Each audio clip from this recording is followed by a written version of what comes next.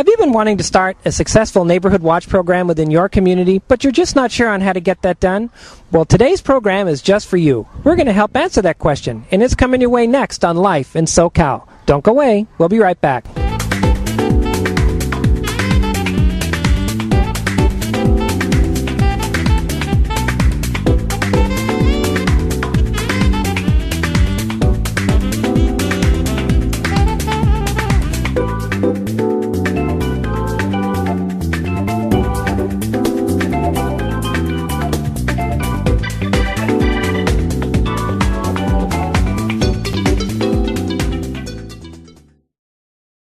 Hello and welcome to this edition of Life in SoCal. I'm John Shollenberger, and on today's program, our theme is A Strong Community Promotes Unity.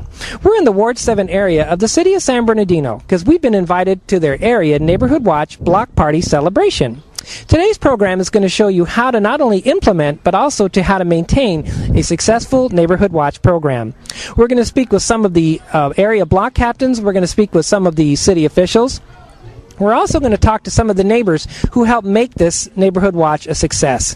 There's also going to be some special guests and a whole lot of fun. So with that, let's get our visit started today with the Ward 7 area Neighborhood Watch Block Party celebration.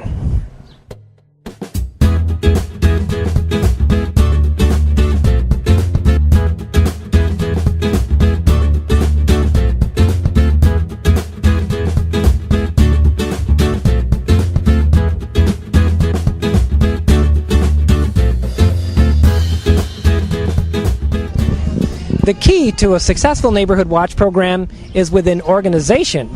And with us is Frank Guzman, who's an area block captain within the Ward 7 of the city of San Bernardino. He's actually the organizer of this event that we're at tonight, and we wanted to just take a few minutes of his time, talk to him about his advice to you on how to not only start but organize and maintain a successful Neighborhood Watch program. Frank Guzman, thank you so much for joining us today on Life in SoCal. Give us a little bit of a background of your part within this whole Neighborhood Watch program and some of the other things that you do within the city of San Bernardino. Okay. I'm the block captain here, okay. And first thing I did when I was nominated as block captain was I surrounded myself with a core group of 5 people that believed in Neighborhood Watch, that wanted to see it happen, wanted to see it stick around for a long time. And so that's why we remain strong as a group.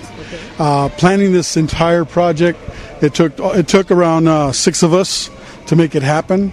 We met probably around 5 times, and like I said, I'm very blessed to have people like that around me. So yes, I'm one of the driving forces behind it. Yes. But there's a lot of other people behind it too, and I want to give them credit, and they're going to get their credit today during the program, and they don't even know about it yet. So well, and if you don't mind me asking, you also hold some other roles within the city of San Bernardino. You're on the police commission. Now tell some of the viewers out there how that ties in with what you're doing here, because you not only are you on the commissions, but you also do like CERT training. You do all kinds of other things that you want to take and pass back to the neighbors in the community within the Neighborhood Watch program, so that they're prepared for emergencies, the disasters, that kind of thing. Yes, I completed CERT training, which was a 6-week course of 4 or 8 hours, or total of 24 hours. I completed the community police academy. I completed the Sheriff's Association Neighborhood Watch class that they put on. So I just educated myself, and in doing that, I believe I can make this city, the 7th Ward, a little better by working with other block captains, by talking to them about my experiences, pros and cons, the times that I've made mistakes so they don't make the same mistakes. But I try and stay active in the community, and I try and attend every crime briefing that the police department puts on. I go to countless meetings. I'm on the National Night Out Association committee also. I can tell you from experience that this particular area within the 7th Ward, this Neighborhood Watch is a tremendous success because people like Frank Guzman, and he in particular, he's involved with this Neighborhood Watch. He coordinates meetings, he gets people involved, he keeps communication within this Neighborhood Watch going, and because he does that, that's why this is a big success. Frank, thank you so much for joining us and sharing your experience with the viewers at home. And with this information, they're going to be inspired to get a Neighborhood Watch program started within their community. I hope so. It works. It really works. Thank you so much. As I mentioned at the beginning of the program, it's organization that is the key for a successful Neighborhood Watch program. And with us is Faye Aldridge. She is an area block captain for the Ward 7 area of the City of San Bernardino Neighborhood Watch program. Faye has been instrumental in keeping this a success. She organizes meetings. She keeps people communicated with. She, from everything from A to Z, to make sure that this neighborhood is connected and that the program itself is a success and that it stays a success. Faye Aldridge, welcome to Life in SoCal, and thank you so much for taking time to talk to us. And give us a little bit of a history of your involvement as the area block captain and why you feel Neighborhood Watch is so important. Well, years ago, when I first moved here, I saw a need, not a real problem, but I loved it here so well that we started having small problems, but nothing out of control. And I loved it here so much that I told myself something needs to be started. And I found out at that time that we didn't have a Neighborhood Watch. But I also saw other neighbors willing to come together and work together, so I formally started the Neighborhood Watch. And everybody, I was just surprised at the number of people that wanted to jump aboard. Now, and I'd like to ask you, organizing the meetings, initially that's an easy part, but getting everybody to attend the meeting sometimes can be kind of a challenge. What would you suggest to people, the viewers at home, about when you're organizing the meetings to get people to remember to attend those meetings so that you can stay informed? Okay, one thing I did initially before when I saw this forming, I went door to door with my little flyers and passed them out, and I put my phone number on there as to, for them to get in touch with me, and they did. And I was willing at that point to work with a handful of people. Anybody that showed up, I was willing to work with. I didn't care if I got a big turnout, a small turnout. You have to start somewhere. And so that was us maybe 4 or 5 years ago. And we've grown to this now. Like 4 or 5 blocks? Yeah, and it's just remarkable what has occurred here because everybody has went in and claimed their community again. And I just love it. I believe that our society is starting to lose a sense of community. Well, we got it back. I agree. And I can speak from experience. I'm a resident of the Ward 7 area of the City of San Bernardino, and Faye is right. It's a success because people come together and they're committed to the cause of keeping a community together. Yes. And Faye, is there anything else that you'd like to suggest to the viewers at home about the Neighborhood Watch or any other encouragement that you'd like to give them? Yes.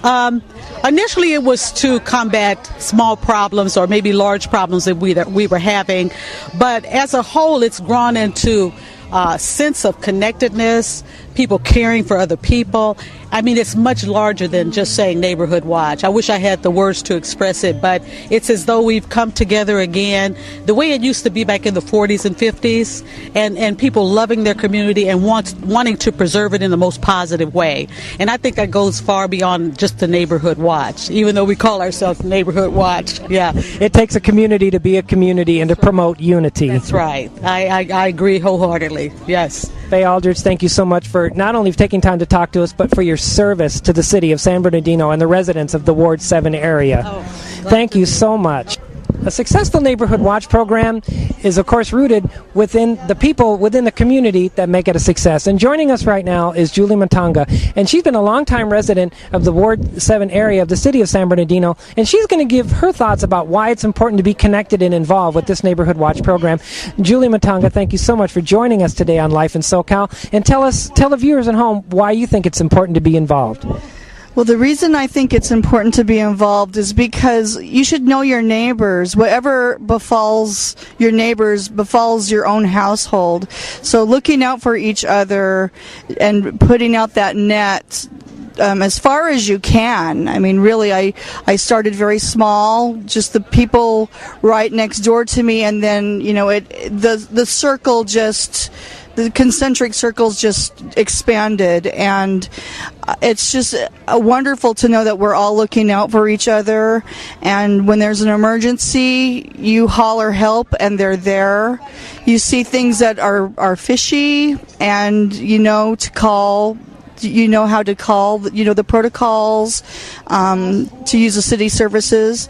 And you can also help people who maybe aren't great neighbors become better neighbors, and even without involving city officials, you can get them to kind of straighten up and fly right. And I would say kind of a grassroots effort would that be the right verbiage to do that? Because again, like Julie was saying earlier, it's those neighbors that may be hesitant to come on board when they see what's possible with a neighborhood watch program, and that people are there to help them and not work against them. That's right. Wouldn't you say? I would say that's absolutely right. Yes. And that's what helps the community come together and be knit so close and so tightly.